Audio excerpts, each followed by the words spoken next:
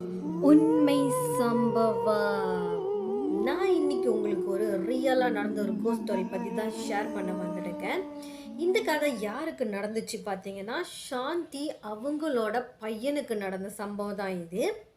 சாந்தியோட பையன் பேரு வந்து அர்ஜுன். ஸோ இவங்க வந்து ஒரு வெல் செட்டான ஃபேமிலி தான் நம்ம சொல்லலாம். கார், வீடு இதெல்லாமே இருக்கிற ஒரு ஃபேமிலி தான் இவங்க. ஸோ இந்த அர்ஜுன் இருக்காரு. அவரு வந்து காலேஜ் முடிச்சதுக்கு அப்புறமா ஒரு ஐடி ஜாப் வந்து அப்ளை பண்றாரு. ஸோ இவருக்கு வந்து அது சென்னையில கிடைக்குது. ஸோ ரொம்ப தூரம் இவங்க வீட்லேருந்து அங்கே போகிறதுனால அவர் என்ன பண்ணுறாருன்னா, அவரு கூட அவரோட காரை எடுத்துக்கிட்டு அவர் வந்து அங்கே எங்கேயாவது ஸ்டே பண்ணலான்னு சொல்லி வீடு தேடி பார்க்குறாரு. ஆனால் அவருக்கு வந்து வீடு எதுவுமே கிடைக்கல. அப்போ உடனே அவர் என்ன பண்ணுறாருன்னா, அவங்களோட ஃப்ரெண்ட்ஸு கிட்டலாம் கேட்டு பார்ப்போம் அப்படின்னு சொல்லி ஒரு முடிவெடுக்கிறாரு. ஸோ அவங்க ஃப்ரெண்ட்ஸ் கிட்டலாம் கேட்டுட்டு இருந்தானே, அப்போ அவங்க ஃப்ரெண்ட்ஸ் வந்து என்ன சொல்லியிருக்காங்கன்னா, "கொஞ்ச நாள் எங்க கூட ஸ்டே பண்ண" அப்படின்னு சொல்லிட்டு, அவங்க கூட படிச்ச அந்த ஃப்ரெண்ட்ஸுங்க கூட ஒரு 1 வீக் வந்து அவர் அங்க தங்கியிருக்காரு. ஸ்டில் அவரு வந்து அவருக்கு வீடு கிடைக்குமான்னு சொல்லி கொஞ்சம் தூரத்துலலாம் அவர் வந்து செக் பண்ணி தேடிக்கிட்டு அப்படியே இருக்காரு. ஒரு டைம்ல என்ன ஆகுதுன்னா, அவருக்கு வந்து ஒரு ஒரு வீட்டோட நம்பர் கிடைக்குது. ஸோ அந்த நம்பர எடுத்துட்டு இவரு கால் பண்ணி பேசுறாரு. ஸோ பேசும்போது அவரும் சரி வந்து வீட பாருங்க அப்படின்னு சொல்லி சொல்றாங்க. அதுக்கப்புறம் இந்த அர்ஜுன் என்ன பண்றாருன்னா, சரின்ட்டுன்னு ஒரு நாள் வீட்ட பார்க்க போறாரு. ஸோ வீட பார்க்க போனோனே இவருக்கு வந்து ரொம்ப புடிச்சிருந்துச்சு. ஏன்னாக்கா, இந்த வீடு வந்து தனியா இருக்குது. ஸோ அப்படியே கார் பார்க்கிங்கு, அப்புறம் காம்பவுண்ட் செவரோட எல்லாமே அப்படியே ஒரு செட்டா தனியா இருக்கிற மாரி இருந்தோனே, இவருக்கு வந்து ரொம்ப புடிச்சு போச்சு. அப்போ உடனே அந்த ஹவுஸ் ஓனர்ட்ட சொல்றாரு, "சரி நான் இந்த வீட எடுத்துக்கிறேன். நீங்க டிபாசிட் எவ்வளோன்னு சொல்லுங்க. நான் ஃபர்ஸ்ட்டு குடுத்துடுறேன்." அப்படின்னு சொல்லி சொன்னோனே, அப்போ உடனே அந்த ஹவுஸ் ஓனர் வந்து அவர் சொல்றாரு, நார்மலாவே வீட்டு விலைய விட இவரு வந்து ரொம்ப கம்மியா தான் இவரு வந்து ரெண்டலுக்கு குடுக்குறாரு. அப்போ வந்து இவருக்கு டவுட் வந்துருச்சு அர்ஜுனுக்கு. ஏன் இவ்ளோ குறைவா குடுக்குறாரு? அப்படின்னு சொல்லி ஒரு டவுட்ல இருக்காரு. அதுக்கு முன்னுக்கே வந்து அந்த ஹவுஸ் ஓனர் வந்து அவரு சொல்லிடுறாரு. என்னன்னாக்கா, தம்பி இந்த மாதிரி இந்த வீட்ல வந்து சில விஷயங்கள் இருந்துச்சு. அத வந்து நான் உன்கிட்ட சொல்லிடுறேன். அதுக்கப்புறமா நீ தங்கலாமா வேணாமா முடிவு பண்ணிக்கோ" அப்படின்னு சொல்றாரு. அப்போ உடனே அர்ஜுன் வந்து, "சொல்லுங்க ஐயா, என்னவா இருந்தாலும் சொல்லுங்க" அப்படின்னு சொல்லி கேட்டோனே, அப்போ உடனே அவரு சொல்றாரு, "ஸோ இந்த வீடு வந்து நானு ஆல்ரெடி ஒருத்தவங்களுக்கு வாடகை விட்டுருந்தேன். ஸோ அந்த டைம்ல வந்து அவங்க வந்து இப்போ ஒரு 2 மாசம் தான் இருந்திருப்பாங்க. அதுக்கப்புறம் என்ன சொன்னாங்கன்னா, இனிமேல் எங்கனால இங்க ஸ்டே பண்ண முடியாது" அப்படின்னு சொல்லிட்டு வெளியாயிட்டாங்க. அதுக்கப்புறம் இன்னொரு ஃபேமிலி வந்திருந்தாங்க. அவங்களும் இதே மாரி தான் ஒரு 2 மாசம் மேல இருந்துட்டு, அதுக்கப்புறம் முடியாதுன்னு சொல்லிட்டு அந்த வீட்ட விட்டு போயிட்டாங்க. ஸோ நானும் என்னத்துனால இப்படி நடக்குது அப்படின்னு சொல்லி அந்த வீட்ல இருந்தவங்க கிட்ட வந்து நான் கேட்டேன். என்ன ரீசன் அப்படின்னு சொல்லி கேட்டேன். அதுக்கு வந்து எல்லாம் என்ன சொன்னாங்கன்னா, இந்த வீட்ல வந்து நைட் ஆனாக்கா ஏதோ ஒரு அமானுஷ விஷயங்கள்லாம் நடக்குது. ஏதோ ஒண்ணு எங்களெல்லாம் ரொம்ப டிஸ்டர்ப் பண்ணிக்கிட்டு இருக்கு. ஸோ எங்களால இங்க இருக்க முடியாது அப்படின்னு சொல்லி சொன்னாங்கன்ட்டுன்னு அந்த ஹவுஸ் ஓனர் சொன்னாரு. அதுக்கு உடனே அந்த ஹவுஸ் ஓனர் என்ன சொல்லியிருக்காருன்னா அவங்ககிட்ட, "வீட்ல இருக்க புடிக்கலன்னா நீங்க போயிருங்க. அத விட்டுட்டு வீட்ல பேய் இருக்கு, அது இருக்குன்னு புரளிய கிளப்பி விட்டீங்கன்னா, இதுக்கப்புறம் இந்த வீட்ல யாரும் வந்து ஸ்டே பண்ண மாட்டாங்க." அப்படின்னு சொல்லி கோவத்துல ஃபோன வச்சுட்டாரு. அதுக்கப்புறம் என்ன ஆயிருக்குன்னா, இந்த ஹவுஸ் ஓனரே இந்த வீட்ல வந்து ஸ்டே பண்ணியிருக்காரு. ஸோ இவரு ஸ்டே பண்ணதுக்கு அப்புறமா ஒரு 1 மாசம், 2 மாசம் இந்த மாரி ஆனதுக்கையோட, இவருக்கே ஃபீல் ஆயிருக்கு, இது வீட்ல வந்து ஏதோ ஒரு அமானுஷ விஷயம் இருக்குன்னு. நைட் ஆனாலே போதும் டிஸ்டர்பன்ஸ் இந்த மாரிலாம் அதிகமா இருந்துச்சு. ஸோ அதனால தான் நானும் இந்த வீட்ட விட்டு வெளியில ஆயி, நான் வேற இடத்துல இப்ப ஸ்டே பண்ணியிருக்கேன். அப்படின்னு சொல்லி இந்த ஹவுஸ் ஓனர் வந்து நம்ம அர்ஜுன் கிட்ட சொல்றாரு. அதுக்கு உடனே அர்ஜுன் வந்து இவரு சிரிச்சுக்கிட்டே அந்த ஹவுஸ் ஓனர்ட்ட என்ன சொல்லியிருக்காருன்னா, "நான் இந்த வீட்ல வந்து ஒண்டி தான் ஸ்டே பண்ண போறேன். ஸோ அதனால கூட ஒரு பேய் இருந்தாலும், அத என் ஃப்ரெண்டா வீட்ல இருந்துட்டு போட்டும்" அப்படின்னு சொல்லி சிரிச்சுட்டே சொல்லியிருக்காரு. இந்த அர்ஜுனுக்கு வந்து நார்மலா சாமியே ஒரு ஒழுங்கா கும்பிட மாட்டாரு. அப்புறம் இந்த பேய் இதுங்க மேலலாம் இவருக்கு நம்பிக்கையும் இல்ல. ஏன்னா சின்ன வயசுனால இது மேல நம்பிக்கையும் இல்ல அவருக்கு. அதுக்கப்புறம் என்ன ஆகுதுன்னா, அவரு வந்து அவரோட ஃப்ரெண்ட்ஸ் வீட்ல அவரோட திங்ஸ் எல்லாம் இருக்கும்ல. ஸோ அந்த திங்ஸ் எல்லாத்தையுமே எடுத்துக்கிட்டு இவரு வீட்டுக்கு வந்து எல்லாத்தையுமே வச்சுட்டு, அன்னைக்கு இரவு வந்து அவருக்கு நார்மலா தான் போகுது. ஸோ எந்த ஒரு பிரச்சனையும் இல்லாம, "அப்பாடா! நல்ல வீடு கிடைச்சிருச்சு" அப்படின்னு சொல்லிட்டு நிம்மதியா படுத்து தூங்கியிருக்காரு. ஸோ டைம் ஆயிடுச்சு நாளைக்கு மறுநாள் வேலைக்கு கிளம்புறதுக்கு. அதனால வேகமா கிளம்பி இவரு வேலைக்கு போயிட்டாரு. ஸோ இவருக்கு வேலை முடியிற டைம் வந்து மணி 6 இருக்கும். ஸோ வேலை முடிஞ்ச கையோட இவரு வீட்டுக்கு வந்துட்டுருக்காரு. ஸோ வீட்டுக்கு வந்துட்டு அதுக்கப்புறம் இவரு என்ன பண்றாருன்னா, அவங்க அம்மாவுக்கு கால் பண்ணி இந்த சாந்தி இருக்காங்களே அவங்களுக்கு கால் பண்ணி இந்த மாதிரி சொல்கிறாரு, அம்மா இந்த மாதிரி எனக்கு ஒரு நல்ல வீடு கிடச்சிருச்சு, தனியாக தான் இருக்கேன் அப்படின்னு சொல்லி சொன்னானே. அப்போ உடனே அவங்க அம்மா சொல்கிறாங்க, சரி தனியாக இருக்க பார்த்து இருந்துக்கோ அப்படின்னு சொல்லி இந்த ஃபோன்லாம் பேசி முடிக்கிறாங்க. அர்ஜுன் அவங்க அம்மாட்ட பேசி முடிச்சதுக்கு அப்புறமா அவர் என்ன பண்ணுறாருன்னா, சரி நம்ம போய் தூங்கலாம் அப்படின்னு சொல்லி தூங்குறதுக்கு போக போகிறாரு. ஸோ அவர் தூங்க போகும்போது என்ன நடக்குதுன்னா, அவருக்கு வந்து தெரியல அன்னைக்கு நாள் வந்து அவருக்கு நல்லபடி போக போகிறது இல்லைன்ட்டுன்னு. சரின்னு அவர் படுக்க போயிட்டாரு. ஸோ தூங்கிட்டு இருக்கிற நல்லா ஆழ்ந்த தூக்கத்துக்கு போனதுக்கப்புறமா இவருக்கு என்ன நடக்குதுன்னா, அந்த வீட்டில் வந்து 3 ரூம் இருக்குது. ஸோ இவர் ஒரு ரூமில் படுக்கிறாரு, இன்னும் 2 ரூம் வந்து எம்டியாக இருக்கும். அந்த இவருக்கு படுத்திருக்கிற 3வது ரூம் இருக்குல்ல, அந்த ரூமில் வந்து யாரோ கதவை வந்து இழுத்து இழுத்து மூடுற மாதிரி இவங்களுக்கு வந்து சத்தம் கேட்டுட்டு இருந்திருக்கு. ஸோ அந்த சத்தத்தெல்லாம் அவர் எழுச்சிட்டாரு. ஸோ எழுச்சானே என்னடா அது ஒரே சத்தமாக இருக்க அப்படின்னு யோசிச்சுட்டு இருக்க அந்த டைமில் அந்த சத்தம் கொஞ்ச நேரம் அப்படியே அமைதியாகிடுது. ஸோ அமைதியானோன்னே அதுக்கப்புறம் கொஞ்ச நேரம் சென்று மறுபடியும் அந்த ரூமு கதவு வந்து சத்தம் கேட்குது. அப்படியே இழுத்து இழுத்து மூடி சாத்துற சத்தம் வந்து மறுபடியும் கேட்க ஆரம்பிச்சிருச்சு. அந்த மாதிரி சத்தம் கேட்க ஆரம்பித்தானே அவருக்கு வந்து ஒரு டவுட் வந்துருச்சு, என்னவா இருக்கும் அப்படின்னு. இருந்தாலும் அவர் மனசை தைரியப்படுத்திட்டு இருந்தாலும் கொஞ்சம் லைட்டான ஒரு பயம் வருது. அப்போ அவர் என்ன பண்ணார்னா, வெளியில் போயிட்டு ஃபுல்லாக எல்லா இடத்துலையுமே லைட் தட்டி விட்டுட்டு அந்த 3ஆம் ரூம் நோக்கி நடந்து போகிறாரு. ஸோ அந்த 3ஆவது நடந்து போனான்னா அந்த கதவை அவர் திறந்து பார்க்குறாரு, எல்லாமே நார்மலாக தான் இருக்குது. ஸோ அந்த கதவை இழுத்து இழுத்து மூடுற அளவுக்கு அங்கே எதுவுமே நடக்கலை. அந்த மாதிரி தான் இருந்திருக்கு அந்த இடம். அதுக்கப்புறம் இவர் என்ன பண்ணுறாருன்னா, சரின்ட்டுன்னு இவர் வந்து நார்மலாக படுக்கிறதுக்கு வராரு. இவரோட ரூமுக்கு வந்துட்டு இருக்கிற அந்த டைம்லேயே என்ன ஆகுதுன்னா, இவர் வந்து மாஸ்டர் ரூம் தான் எடுத்திருக்காரு. ஸோ வாஷ்ரூம் இருக்கிற மாதிரி தான் மாஸ்டர் ரூம் எடுத்திருக்காரு. ஸோ அங்கே வந்து யாரோ குளிச்சுக்கிட்டு இருக்கிற மாதிரி இவருக்கு சத்தம் கேட்டிருக்கு. இவருக்கு இன்னும் பயங்கர ஷாக் ஆயிடுச்சு. ஒரு வேளை ஹவுஸ் ஓனர் சொன்ன விஷயம் உண்மையாக இருக்குமோ அப்படின்ட்டு இவருக்குள்ளே மனசில் நினச்சிக்கிட்டு இவர் நேராக அந்த ரூமில் பூந்துட்டு அவர் அந்த வாஷ்ரூம் பக்கத்து போய் பார்க்குறாரு. வாஷ்ரூம் கதவை திறந்து பார்க்குறாரு. அங்கே குளிச்சுக்கிட்டு இருக்கிற ஒரு தடயமும் இல்லை. அந்த கீழே தண்ணியெல்லாம் இருக்கோம்ல, குளிச்சிருந்தா அந்த மாதிரி ஒரு தடயமும் இல்லை. ஸோ பயங்கரமாக இருக்குல்ல. அப்பா அவருக்கு என்ன பண்ணுறது தெரியாமல் அப்படியே நேராக வந்து அவரோட மெத்தையில் உட்காந்து யோசிச்சுட்டு இருக்காரு, என்னவா இருக்கும் அப்படின்னு.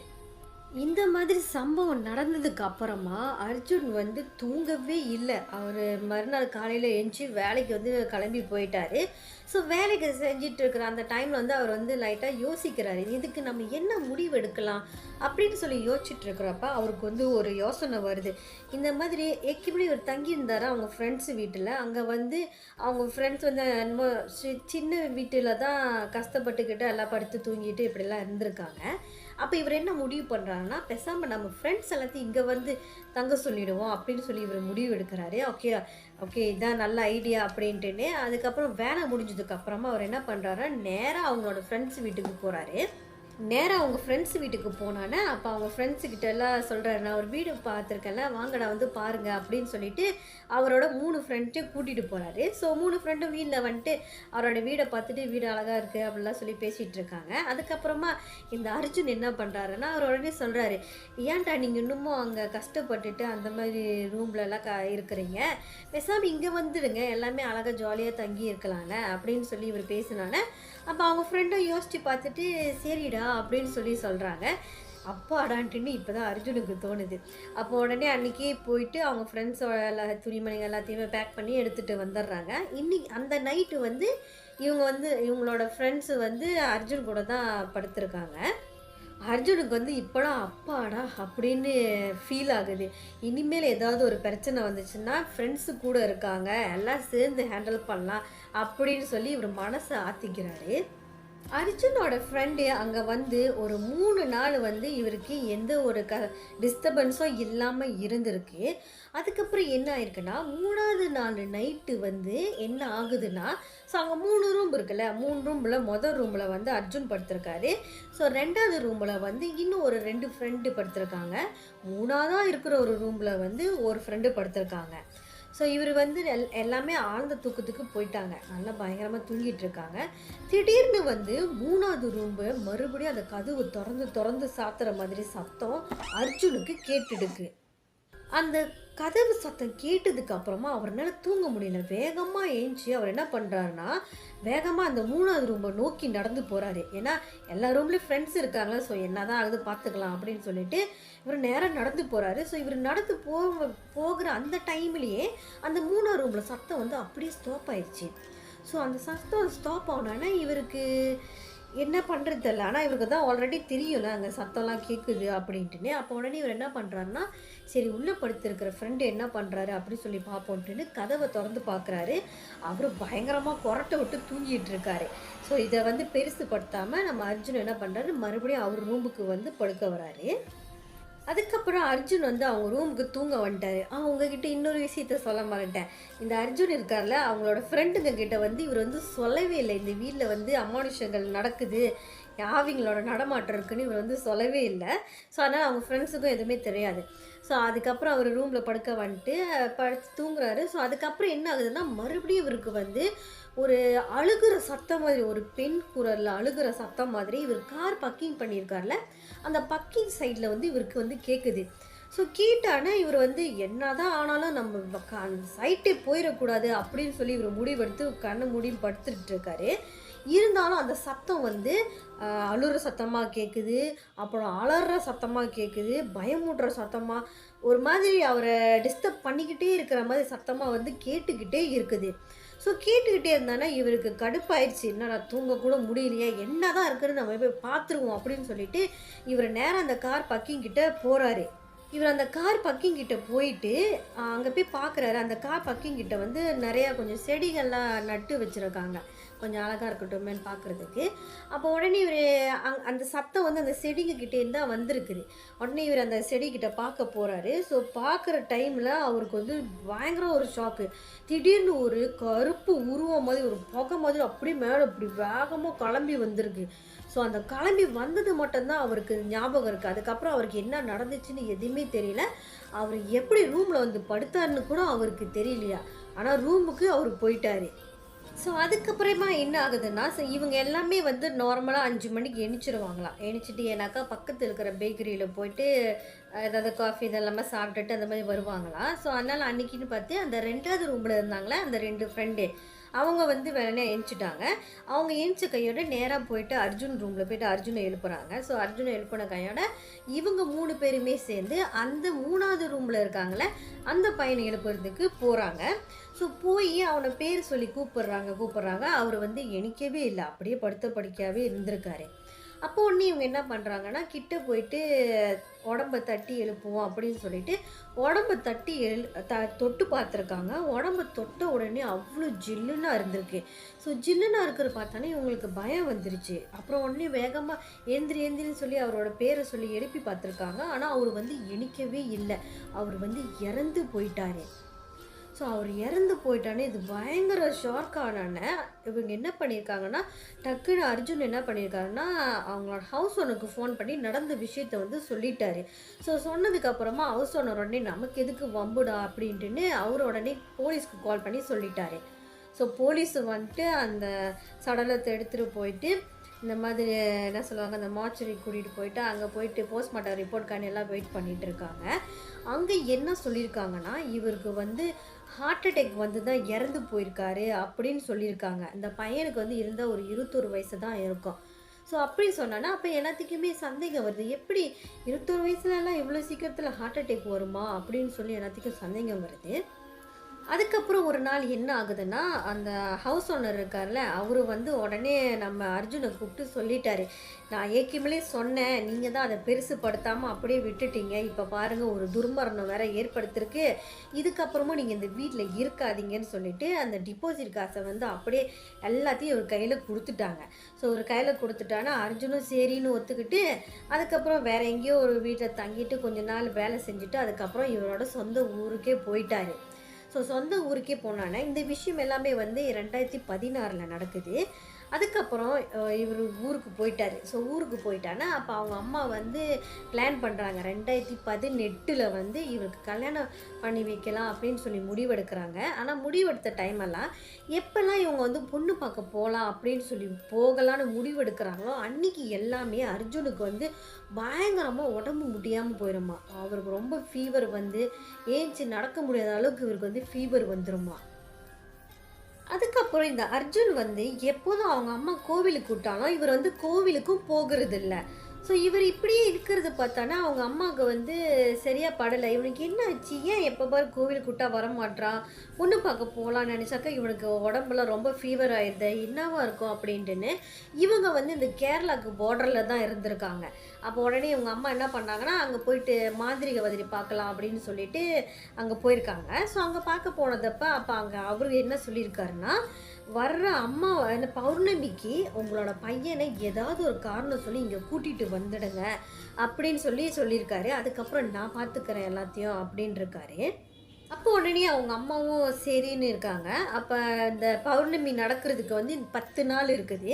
10 நாளில் இந்த 5 நாள் ஒரு கேப்பில் வந்து அவங்களோட சொந்தக்காரங்களோட கல்யாணம் வருது. அப்போ உடனே அவங்க அம்மா என்ன பண்ணுறாங்கன்னா, அவங்க அம்மா, அவங்களுக்கு மக, அப்புறம் அர்ஜுன், அவங்களுக்கு வந்து ஹஸ்பண்ட் இல்லை. ஸோ அவங்க 3 பேர் தான் இருக்காங்க. இவங்க என்ன பண்ணுறாங்கன்னா, காரை எடுத்துகிட்டு அந்த கல்யாணத்துக்கு போகலான்னு சொல்லி போய்கிட்டு இருக்காங்க. ஸோ போகிறப்ப என்ன ஆகுதுன்னு பார்த்தீங்கன்னா, காரை ஓட்டுறது வந்து நம்மளோட அர்ஜுன் தான்.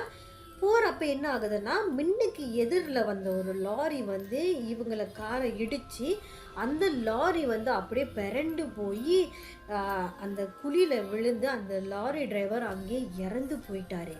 இவங்க 3 பேத்துக்கு பலமான காயம் அடிபட்டிருக்கு. ஆனால் உடம்புக்கு உயிருக்கு எந்த ஒரு ஆபத்துமே இல்லை, பயங்கரமாக அடிபட்டிருக்கு. அப்போ இவங்க வந்து பக்கத்தில் இருக்கிற ஹாஸ்பிட்டலில் போயிட்டு நல்ல சிகிச்சையெல்லாம் எடுத்துகிட்டு இருந்திருக்காங்க. அதுக்கப்புறம் இவங்களுக்கு உடம்பு வந்து கொஞ்சம் நல்லா ஆயிருக்கு. ரிக்கவர் ஆனானே எல்லாம் வீட்டுக்கு வந்திருக்காங்க.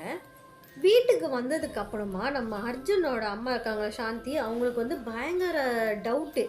எப்படி அவ்வளோ பெரிய லாரி இடித்து நம்ம 3 பேர்த்துக்கு எதுவுமே ஆகலை, ஆனால் அந்த லாரி டிரைவர் எப்படி இறந்து போனார் அப்படின்னு தெரியலன்ட்டுன்னு அவங்க வந்து யோசிச்சுக்கிட்டே இருந்திருக்காங்க. அதுக்கப்புறம் அவங்க என்ன பண்ணுறாங்கன்னா, அந்த மாந்திரிகவாதி இருக்காங்களா அவங்களுக்கு வந்து கால் பண்ணி இந்த மாதிரி சொல்கிறாங்க, சாமி எங்களால் வர முடியாது, நாங்கள் வந்து ஆக்சிடென்ட் ஆகிட்டோம் அப்படின்னு சொன்னோன்னே அப்போ உடனே அவரும் சொல்கிறாரு, சரி நீங்கள் வர வேண்டாம், நான் உங்கள் வீட்டுக்கு வரேன்னு சொல்லிவிட்டு அவர் வீட்டு அட்ரஸ்லாம் வாங்கிட்டு அவர் அவங்க வீட்டுக்கு வந்திருக்காரு. ஸோ அவர் வீட்டுக்கு வந்தோன்னே அவர் அர்ஜுனை பார்த்த கையோட அவர் வந்து சொல்லிட்டாரு, உங்களோட பையனோட உடம்புல வந்து ஒரு கன்னியோட ஆத்மா இருக்குது, அதாவது ஒரு பெண்ணோட ஆத்மா இருக்குது, கல்யாணம் ஆகாத ஆத்மா இருக்குது அப்படின்னு சொல்லியிருக்காரு. அதுக்கப்புறம் அவர் என்ன சொல்லியிருக்காருன்னா, உங்கள் பையனோட உடம்புல இருக்கிற அந்த ஆத்மாவை வந்து வெளியாக்குற அளவுக்கு என்கிட்ட பவர் கிடையாது அப்படின்னு சொல்லி அவர் அந்த இடத்துலேருந்து அப்போவே கிளம்பி போயிட்டாரு. ஸோ இவங்க வந்து சாந்தி வந்து எப்படியாவது நம்ம பையனை காப்பாற்றி ஆகணும், அந்த ஆத்மாவை வெளியில் எடுத்தாகணும் அப்படின்ட்டுன்னு அவங்களுக்கு தெரிஞ்ச ஃப்ரெண்ட்ஸு, உறவினர்கள் எல்லாத்துக்கிட்டேயுமே கேட்குறாங்க, யார் வந்து நல்லபடி பேயை ஓட்டுவாங்க அப்படின்னு சொல்லி கேட்குறாங்க. அப்போ யாரோ ஒருத்தர் வந்து சொல்லியிருக்காரு, இந்த பாண்டி முனி இருக்கார்ல மதுரையில், அவர் அந்த கோவிலுக்கு கூட்டிகிட்டு போங்க, அங்கே நல்லா பேய் ஓட்டுவாங்க அப்படின்னு சொல்லியிருக்காங்க. அதுக்கப்புறம் சாந்தி என்ன சொல்லியிருக்காங்கன்னா, அர்ஜுனுக்கிட்ட இந்த மாதிரி நம்ம சொந்தக்காரங்க வீட்டுக்கு போகலாம் அப்படி இப்படின்னு ஏதோ ஒரு பொய்யை சொல்லிவிட்டு அவர் வரமாட்டேன்னு அடம் பிடிச்சிருக்காரு. ஸோ ஏதோ பொய்யை சொல்லிவிட்டு இவங்க வந்து இவங்களோட ஒரு 4 பேர் கூட வந்து அர்ஜுனை கூட்டிக்கிட்டு ஃபோர்ஸ் பண்ணி தான் அந்த கோவிலுக்கு கூட்டிகிட்டு போகிறாங்க, பாண்டிமுனி கோவிலுக்கு. அந்த கோவில் நெருங்க அந்த அர்ஜுனால் காரில் உட்கார முடியல. ஓவராக கத்திக்கிட்டு அப்படியே சத்தம் போட்டுக்கிட்டு இறக்கி விடுன்னு அந்த மாதிரி வந்து அவர் ரொம்ப பண்ண ஆரம்பிச்சிட்டாரு. அப்படி இப்படி அந்த கார் வந்து கோவிலில் போய் நிப்பாட்டிட்டாங்க. கோவிலில் நிப்பாட்டின கையோட அங்கே காருக்குள்ளே இருந்தாங்களா அவங்க எல்லாருமே இறங்கி போயிட்டாங்க. ஆனால் அர்ஜுன் மட்டும் இறங்கி வராமல் அந்த காருக்குள்ளேயே உக்காந்துருக்காரு. அப்போது அந்த பூசாரி, அந்த கோவில் உள்ள பூசாரி என்ன பண்ணுறாருன்னா, நேராக வந்து அர்ஜுனோட உச்சி முடியை பிடிச்சி தரன்னு இழுத்துட்டு கோவிலில் போயிட்டு உட்கார வைக்கிறாரு. அதுக்கப்புறம் அந்த கோவிலில் உட்காந்து சில பூஜைகள் எல்லாமே பண்ண ஆரம்பிச்சிருக்காங்க. ஸோ பூஜைகள்லாம் பண்ண இந்த அர்ஜுன் உடம்புல இருக்கிற அந்த ஆத்மா வந்து அவரை விட்டு போகவே மாட்டுது. பயங்கரமாக சவுக்கடியெல்லாம் கொடுக்குறாங்க. அப்படி இருந்தும் அது வந்து அவரை விட்டு போகவே மாட்டுது. அப்புறம் உடனே அந்த பூசாரி என்ன கேட்டிருக்காருன்னா, "நீ யாரு? எதுக்காக வந்திருக்க?" அப்படின்னு சொல்லி கேட்ட உடனே, அந்த பேய் வந்து அவர் உடம்புலேருந்து பேச ஆரம்பிச்சிருக்குது. "நான் வந்து 2016லே இவர் கூட வாழ ஆரம்பிச்சுட்டேன். இவரு வந்து என்னோட கணவரு. நான் இவரு கூட தான் வாழுவேன். அப்படி நீங்க இவர்கிட்டேருந்து என்னை அனுப்பணும்னு நீங்க நினைச்சீன்னா, இவர கொன்னு கையோட கூட்டிட்டு தான் போகுவேன்." அப்படின்னு சொல்லி பிடிவாதமா அந்த ஆத்மா சொல்லிடுக்கு. நம்ம அர்ஜுனோட அக்காவும் அங்கே தானே இருக்காங்க. ஸோ இப்படி நடக்கிறத பார்த்துட்டு அவங்க வந்து அழுவுறாங்க.